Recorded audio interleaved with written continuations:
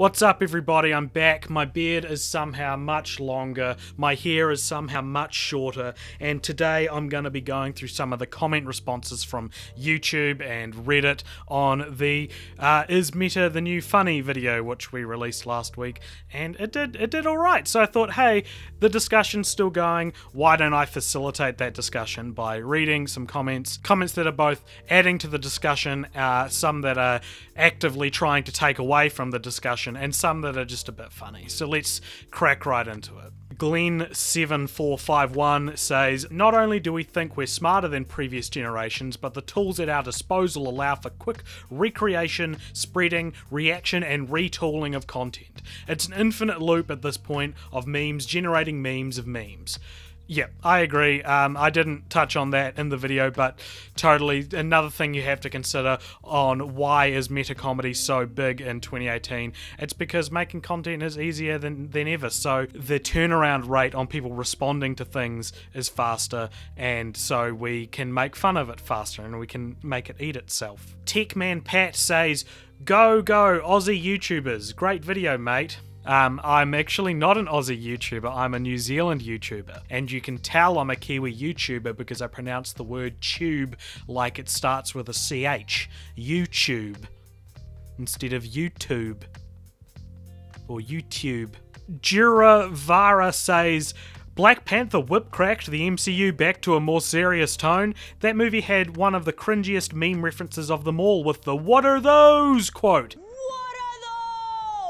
I totally hear you, and when I said that Black Panther whip cracks the MCU back to a more serious tone, I would still claim it does. I would still say that compared to something like Thor Ragnarok, we're seeing a more serious tone, and because of that, those meta jokes are a bit more out of place, and you can see that with something like the Yo Mama joke at the start of The Last Jedi as well. It's unfair to write off the whole movie as being an example of why meta is bad, just because of that one joke, because Black Panther as a whole, I felt anyway, was a bit more serious in tone to the other movies, or more recent movies.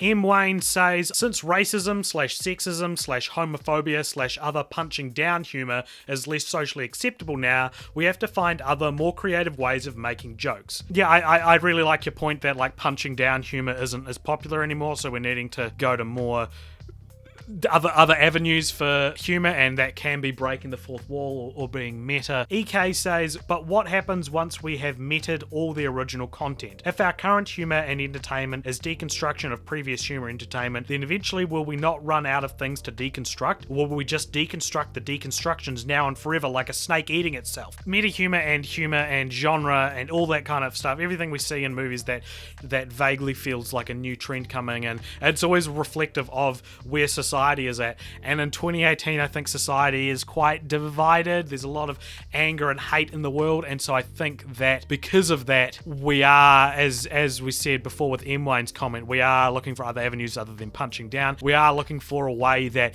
expresses the absurdity of the times we live in with the humour that we make. In a tumultuous time such as 2018, we're really digging self-aware, self-deprecating humour, and maybe in 2028 maybe the world won't be as tumultuous anymore, and we'll have kinder and more sincere humour again, more wholesome humour again. Or maybe it'll be worse in 2028, and we'll even be more... I don't even want to use the word meta. We'll even be more surreal then than we are now. If meta humor in movies is like a microcosm for meta humor in memes, or humor in memes, because memes obviously move a lot faster than Hollywood and genre does. If that's the case, then I think we could look to something like deep fried memes as where humor in movies could go. So maybe in 10, 20 years, if the world is even worse than it is now, we'll be getting humor in movies that is surreal and like David Lynchian and just extreme and upsetting, and it's less about meaning and more about effect. Tim Cronin says, Rickrolling was an email meme in offices long before Grand Theft Auto. Yeah, I did all my research for how old Rickrolling was from knowyourmeme.com. Rickrolling's apparently a bit older than 2007. I don't think that in any way affects the point I was making, that memes 10 years ago were simple compared to now. I think that my thesis still stands despite getting the year wrong. _Bieber_hole_69 says, like in Blazing Saddles, where they actually break the fourth wall and the villain goes to see the ending of the movie. Okay, this is something that's kind of bugged me, as a lot of people have been saying, like, oh, it's called breaking the fourth wall. There was one comment that was downvoted to oblivion on Reddit that really made me laugh, and it was this guy who was like, oh, do you mean breaking the fourth wall? That's been around since the 70s.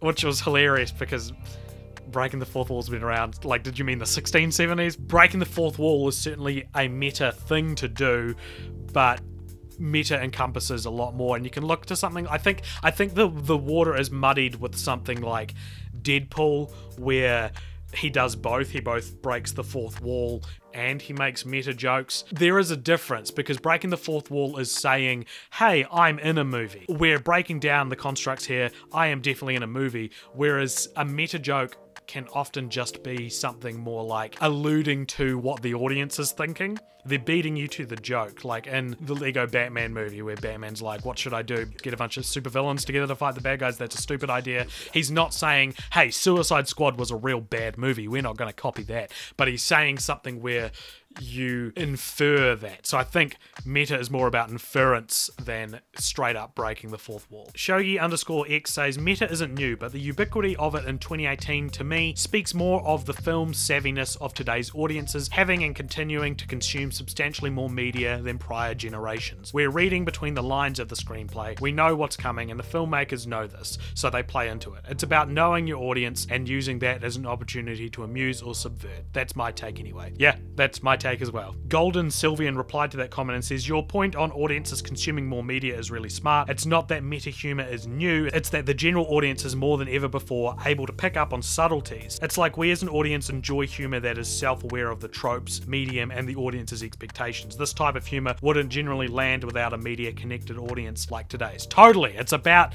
where we are as audiences today. That's absolutely my point. I watched Young Frankenstein the other day, and before you jump down my throat and say, Mel Brooks was as meta of a director as they come, he was, but Young Frankenstein came out in 1974, and the jokes in those movies are something else. He breaks the fourth wall, so I'll give you that. That's meta, but the jokes in that are more about playing with the fictional situations in that movie itself. Young Frankenstein, I found out, was the first time the joke was ever used with someone, they're digging up a grave and they're like, oh, this couldn't be any worse, and then one of them's like, well, it could be worse, it could be raining, and then it starts raining. That's not a meta joke. That's a joke that is constructed from the situation happening in the movie. If that joke was in a movie today, it'd be like, oh, it could be worse, it could be raining, and then they'd look around for the rain, and the rain wouldn't come, the rain would not be there, and they were like, well, yeah, I guess you're right, it could be raining, and it's not. Raya Root says, except Deadpool was meta before the movie was even theorized. That is Deadpool. Deadpool first came out in the comics in 1991. Yep, you're right that Deadpool was meta then. He was breaking the fourth wall. He was referencing comics back then.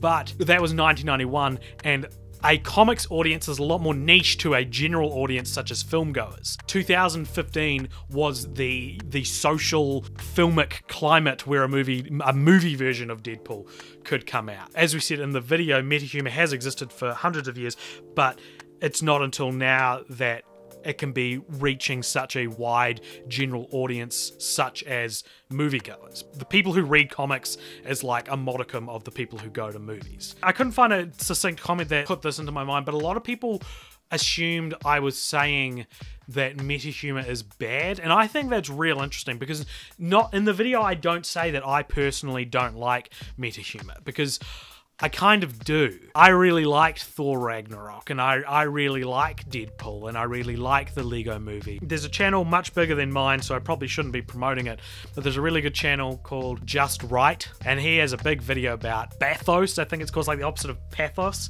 So in something like Thor Ragnarok or a Marvel, he uses Marvel movies in general. Something really important that will happen and someone undercut it with a joke, and he says that that's a bad thing, and that's why Black Panther's so good. I don't disagree. I think Black Panther is good because it takes itself seriously, but I also don't mind undercutting serious moments with humor, and maybe that's just me and that's just my opinion. I really liked Guardians of the Galaxy Volume 2. I get more out of a text when it beats me to the punchline. I get more out of a text when it makes fun of itself before I can. Those are all the comments I wanted to talk about. Thank you very much for watching that video, and if you've recently just subscribed to it, you can see you're going to be starting to see a lot more of this kind of thing, probably. And we're wanting to do more video essays. We're probably going to do them every second week, so this is this week's one. And if you haven't heard my podcast where we talk about film franchises, it's going to go video essay one week, then the next week's going to be like a clip from the podcast. You can see that with the Halloween one and the Toy Story one we made recently. Please subscribe if you haven't already, and give this video a like. I feel like I need to undercut this rehearsed statement of YouTubers with something meta, but I'm not clever enough, so I don't really know how.